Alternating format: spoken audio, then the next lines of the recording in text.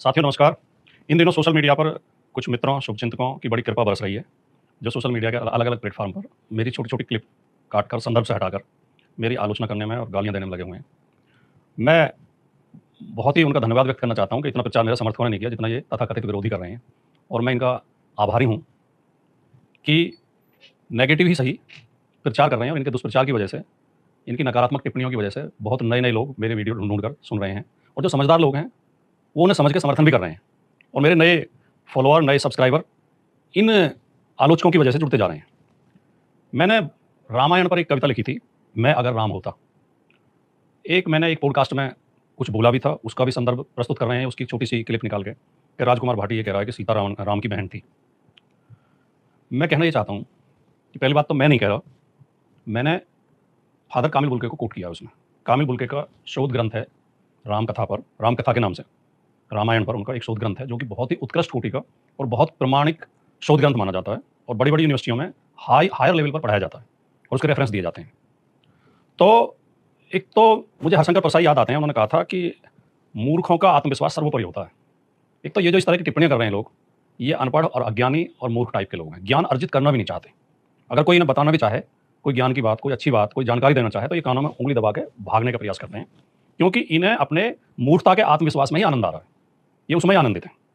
लेकिन समझदार लोगों के लिए मैं ये वीडियो बना रहा हूँ और मुझे उनकी गालियों की परवाह नहीं है, क्योंकि मुझे गाली देने वाले वो लोग हैं, जो महात्मा गांधी को भी गाली देते हैं, जो बाबा साहब अम्बेडकर साहब को भी गाली देते हैं, जो महात्मा बुद्ध को भी गाली देते हैं, जो लोहिया जी को गाली देते हैं, दयानंद को, विवेकानंद को गाली देते हैं, जो राजा राम मोहन राय को गाली देते हैं, जो हर प्रगतिशील व्यक्ति को, हर सुधारक को, बुराइयों के विरोधी को, अंधविश्वास और पाखंड के विरोधी को गाली देते हैं।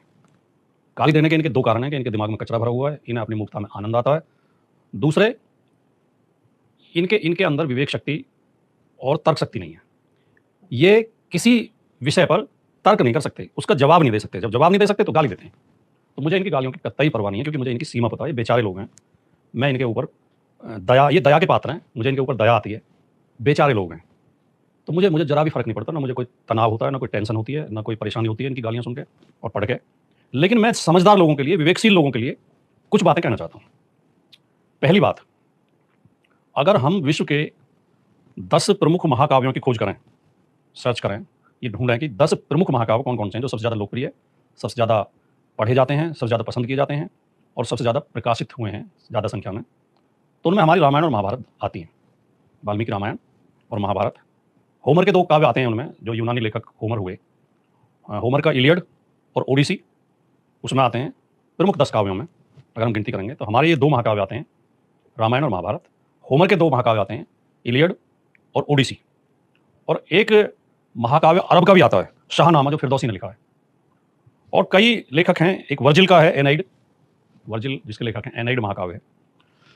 और जिस विश्वविद्यालय में, जिस कॉलेज में, जिस यूनिवर्सिटी में भी रामायण, महाभारत, इलियड, शाहनामा ये सब पढ़ाए जाते हैं, वो साहित्य के विभाग में पढ़ाए जाते हैं। यानी कि रामायण एक महाकाव्य है, साहित्यिक विधा है और साहित्य में आलोचना भी एक विधा है।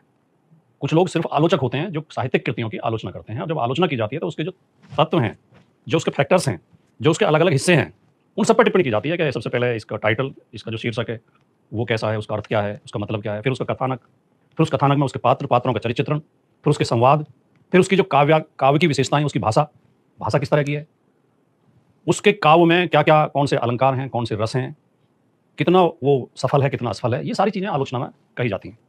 आलोचना में प्रशंसा भी की जाती है, आलोचना में कमियाँ भी बताई जाती हैं। तो आलोचना करना कोई गुनाह नहीं है, आलोचना करना कोई अपराध नहीं है। ये कम से कम पढ़े लिखे और समझदार लोगों को समझना चाहिए। चाहे वो रामायण हो, चाहे महाभारत हो, चाहे कोई और ग्रंथ हो, चाहे होमर का इलियड हो, चाहे ओडिसी हो, चाहे शाहनामा हो। तो मैंने आलोचनात्मक कविता लिखी थी कि अगर मैं राम होता तो ये काम मैं नहीं करता। शूर्पणखा की नाक नहीं काटता, बाली का धोखे से वध नहीं करता, सीता की अग्नि परीक्षा नहीं लेता, सीता को गर्भवती अवस्था में घर से नहीं निकालता, शंभुक की हत्या नहीं करता। तो इसमें कोई अपराध थोड़ी है, ये आलोचनात्मक दृष्टिकोण है कि हम इस पात्र की ये विशेषताएँ, राम में विशेषताएँ भी तो बहुत हैं। राम को मर्यादा पुरुषोत्तम कहा जाता है, तो राम के अंदर गुण भी तो बहुत हैं, हम राम के गुण ग्रहण करें और जो ग्रहण करने लायक नहीं है उन्हें ना ग्रहण करें। राम अपने पिता की आज्ञा पर वन के लिए चले जाते हैं, उनका राजतिलक होने वाला है, जरा सा भी संकोच नहीं करते और पिता की आज्ञा सिरधारी करके वन के लिए चले जाते हैं, 14 वर्ष वन में रहते हैं। राम वीर पुरुष हैं, राम सबसे प्रेम से मिलते हैं, भिलनी के शबरी के झूठे बेल खाते हैं, और ये सारी विशेषताएँ भी तो राम में हैं।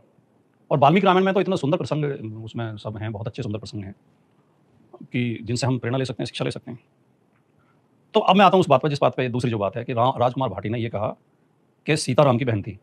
मैं वो एक लंबा पॉडकास्ट था लगभग 1.5 घंटे का, एक चैनल पर एक साथी ने किया, परमिंदर अंबर ने, टॉक विद परम वो चलाते हैं चैनल, उस चैनल पर मेरा वो पॉडकास्ट है।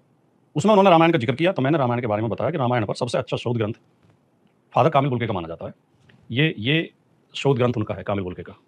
मैं आपको इसलिए दिखा रहा हूँ कि आपने किसी ने नहीं पढ़ा हो तो इसे ढूंढ के पढ़ सकते हैं। आजकल तो ऑनलाइन घर पे आ जाती हैं किताबें।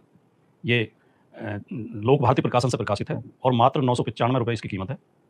ये आप मंगा सकते हैं, पढ़ सकते हैं। ये सबसे प्रमाणित और सबसे उत्कृष्ट शोध रामायण पे, रामकथा पे माना जाता है, फादर कामिल बुल्के का, रामकथा के नाम से। और कामिल बुल्के राम के प्रशंसक हैं, राम के विरोधी नहीं हैं, रामायण के प्रशंसक हैं, रामकथा के प्रशंसक हैं।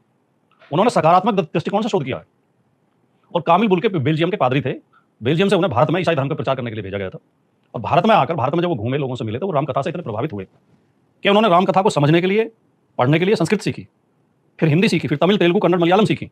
जिस जिस भाषा में रामकथा थी वो सारी भाषाएं उन्होंने सीखी। और उन देशों की यात्राएं उन्होंने की जिन देशों में रामलीलाएं होती हैं या रामकथा प्रचलित है। वो इंडोनेशिया भी गए। इंडोनेशिया में 96% मुस्लिम हैं, 96%। लेकिन इंडोनेशिया राम को मानता है। इंडोनेशिया के पहले एक राष्ट्रपति रहे, उनका नाम राम गुलाम था। एक राष्ट्रपति रहे, उनका नाम था सुकर्णो। एक थे सुहार्तो। सुकर्णो की बेटी मेघावती, मुस्लिम है वो सब। और मेघावती भी राष्ट्रपति हुई और वो लिखती थी सुकर्णो पुत्री मेघावती। और इंडोनेशिया के बैंक का नाम है Kuber bank of Indonesia. Indonesia की एयरवेज का नाम है गरुड़ा एयरवेज। और इंडोनेशिया में रामलीलाओं का मंचन होता है। बाली, जावा, सुमात्रा, नेपाल, इन देशों में भी रामकथाएं हैं, मॉरिशस। तो कामिल बुल्के ने उन सब देशों का भ्रमण किया और सारी भाषाएं सीखी और फिर ये शोध ग्रंथ उन्होंने लिखा। और ये इतना सुंदर शोध ग्रंथ, इतनी मेहनत उन्होंने किया, उनका परिश्रम इसमें दिखाई देता है कि उन्होंने ये तक यहाँ से शुरू किया है कि लिखित साहित्य में राम, पहली बार राम शब्द कहाँ आया। उन्होंने ऋग्वेद का वो मंत्र वो किया है, कोट किया है, जहाँ ऋग्वेद में पहली बार राम आया। और सीता शब्द भी पहली बार जहाँ आया, ऋग्वेद में आया।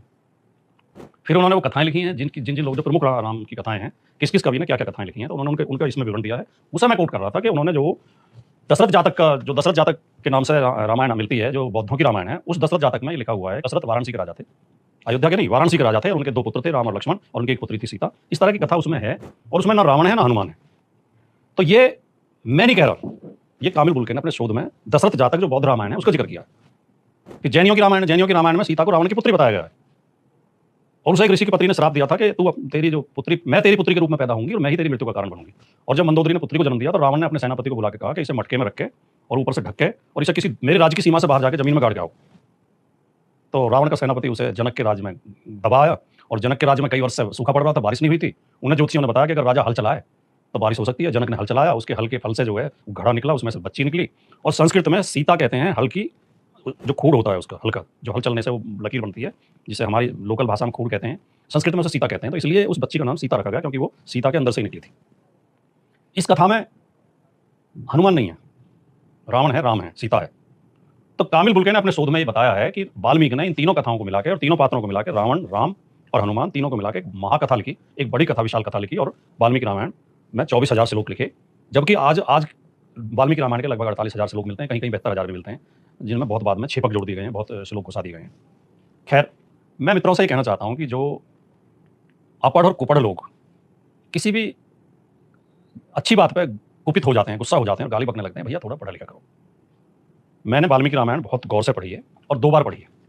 ये वाल्मीकि रामायण मेरे हाथ में है और मैंने वाल्मीकि रामायण को पढ़ के इस पर नोट्स तैयार किए हैं। ये मेरे हाथ से लिखे हुए नोट्स हैं, आपको दिखाई दे रहे होंगे। ये नोट्स तैयार किए हैं क्योंकि मेरी योजना इस पर एक पुस्तक लिखने की है। मैंने तुलसी की रामचरितमानस भी 2 बार पढ़ी है। तुलसी की रामचरितमानस पे भी मैंने नोट्स तैयार कर रखे हैं। ये नोट्स आपको लिखे मिलेंगे। ये भी, इस पर भी मैं पुस्तक लिख रहा हूँ और मेरी रामचरितमानस पे पुस्तक आधी हो चुकी है, आधी लिखी जा चुकी है। मैंने वाल्मीकि रामायण और तुलसी रामायण के अलावा मैंने ये कामिल बुल्के का शोध तो पढ़ा ही पढ़ा है। मैंने स्वयंभू की पविचर्यु भी पढ़ी है, जो अपभ्रंश भाषा में, वो मेरे कोर्स में लगती थी। जब मैं एमए हिंदी कर रहा था, हिंदी साहित्य में एमए कर रहा था, तो कोर्स में पढ़ाई जाती थी पविचर्यु, जो अपभ्रंश भाषा में है। मैंने मैथिली सेन गुप्त की साकेत भी पढ़ी है। मैंने गद्य में रामायण है डॉक्टर भगवान सिंह की अपने अपने राम, वो भी पढ़ी है, जो बहुत सुंदर एक उपन्यास रूप में है, वो नॉवल के रूप में है, बहुत सुंदर रामकथा है, बहुत अच्छी। मैंने नरेंद्र कोहली ने गद्य में लिखा है, उसके 6-7 भाग हैं, वो सारे पढ़े हैं। नरेंद्र कोहली की रामायण बहुत लोगों ने सुनी होगी। मैंने पेरियार की सच्ची रामायण भी पढ़ी है। तो पढ़िए, पढ़ने की आदत डालिए, और जब आप पढ़ेंगे तो आपको नई नई बातें मिलेंगी। अंधविश्वास और मूर्खता में गाली बकने से कुछ हासिल होने वाला नहीं है। आप अपने ही चरित्र का परिचय देते हैं, अपने संस्कारों का परिचय देते हैं। पढ़ने की आदत आपको है नहीं, पढ़ते आप है नहीं, ज्ञान आप अर्जित करना नहीं चाहते। तो ये राम को जो आप लोग ईश्वर मानते हैं उसमें किसी को कोई आपत्ति नहीं है, लेकिन राम कथाएं अलग अलग हैं। और वाल्मीकि रामायण में भी पहला जो श्लोक है वाल्मीकि का, वो नारद से ये पूछते हैं कि मैं एक काव्य की रचना करना चाहता हूं, मुझे ऐसे पुरुष का नाम बताइए जो शीलवान हो, चरित्रवान हो, वीर हो और इस धरती पर श्रेष्ठ जिसका आचरण हो, जिसके बारे में मैं एक काव्य लिख सकूं। तो ईश्वर के बारे में नहीं पूछ रहे, पुरुष के बारे में पूछ रहे हैं। और फिर उन्हें वो बताते हैं, नारद बताते हैं कि दशरथ के पुत्र राम एक श्रेष्ठ चरित्रवान व्यक्ति हैं जो विष्णु के सदृश तेजस्वी हैं। वो ये नहीं कह रहे वो विष्णु हैं या वो विष्णु के अवतार हैं, वो कह रहे हैं विष्णु के सदृश। तो वाल्मीकि ने खुद पुरुष माना है राम को अपनी रामायण में। तो कोई राम को ईश्वर माने, कोई राम को विष्णु का अवतार माने, कोई राम को मर्यादा पुरुषोत्तम माने, ये अपने अपने विचार हैं। कबीर ने कहा है कि दशरथ सुत तिहुलोक बखाना, राम नाम का मरम है आना। दशरथ सुत वाले राम को हम नहीं मानते, कबीर कह रहे हैं, वो तो राम तो और ही हैं। तो अपने अपने राम डॉक्टर भगवान सिंह जी ने इसलिए लिखा है कि आप जिस रूप में राम को मानना, जाकी रही भावना जैसी प्रभु मुहूर्त देखी तिन तैसी, आप मानिए, लेकिन कम से कम पढ़ लिख कर चर्चा करने की क्षमता विकसित कीजिए, तर्क करने की क्षमता विकसित कीजिए। गाली देने से कुछ हासिल होने वाला नहीं है, केवल आपके चरित्र का और आपके संस्कारों का पता चलता है। नमस्कार, जय हिंद।